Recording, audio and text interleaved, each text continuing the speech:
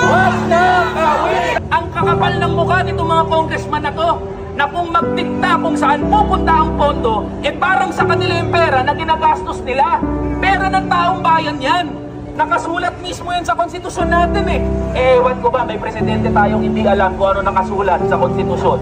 Alam ninyo, itong AKAP, ito talaga ay dinisenyo para po sa mga kumikita pero kapos talaga ang kita. Ang pinakamagaling at pinakamadaling kausap at pinakamagaling tumulong na speaker ay walang iba kung hindi si Speaker Martin Romualdez. 300,000 lang naman ang botante namin dito, 800,000 ang population ng aming tao. Dahil sa AKAP ngayon, meron na kayo 5,000, meron pa kayong 5 kilo, di ba? Na iuwi. Napakagaling na Presidente Bongbong Marcos sa bagong Pilipinas. Palakpakan po natin. Niyayakap talaga niya tayo dito. At ang aking pakiramdam muli, ang ating Speaker of the House, ang aking idol, walang iba kung hindi si Speaker Martin Romualdez. Palakpakan po natin.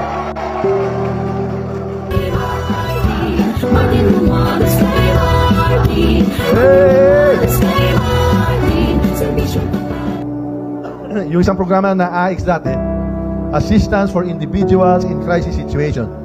At ngayong araw, kayo po ang kasama dito. Kaya itong araw na to, uuwi kayo na hawak nyo na 5,000 pesos cash. At bit-bit pa, sabi ni BBM, ayaw na ayaw may nagugutom na Pilipino. Meron pa kayong 5 kilos na premium well-milled rice. Ito mga programa na ginagawa po natin sa Kongreso, itong bahagi nating trabaho.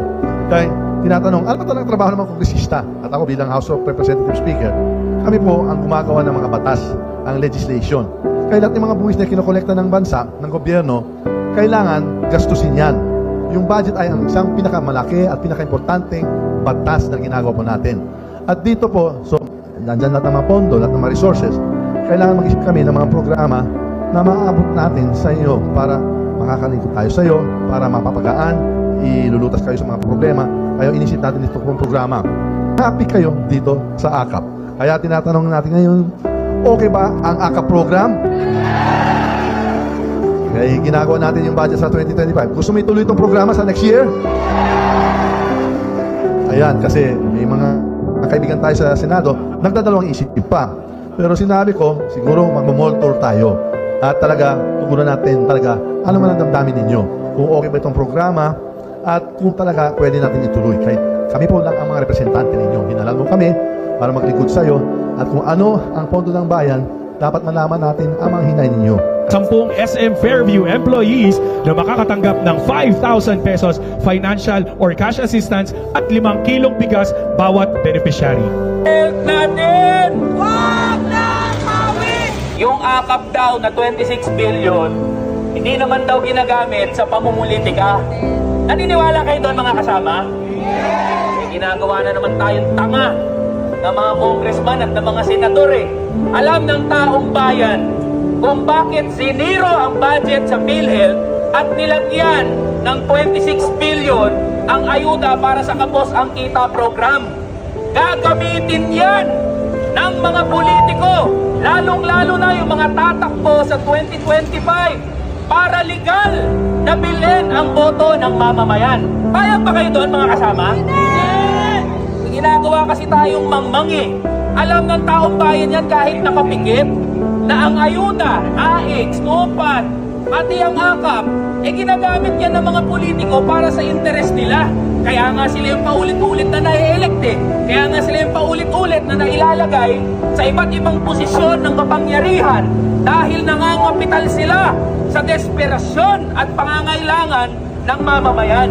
Alam niyo mga kasama, di naman talaga concerned yung mga congressman at mga senador sa kalusugan natin Alam niyo kung anong gusto nila?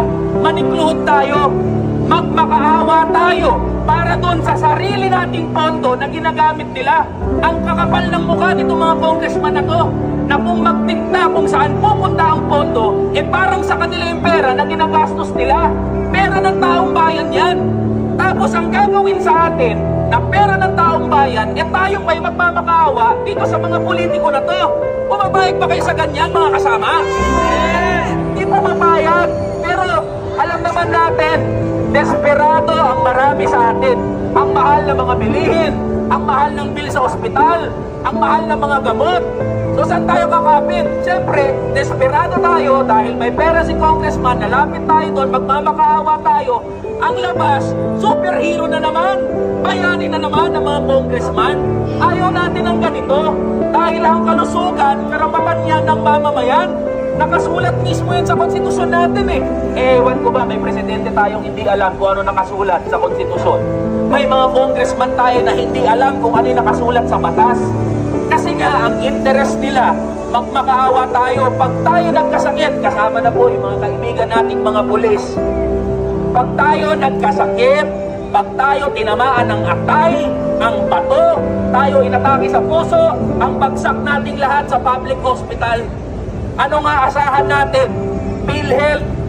Tapos siniro yung subsidyo o yung budget na ilalagay sa PhilHealth. Saan tayo tatakbo ngayon?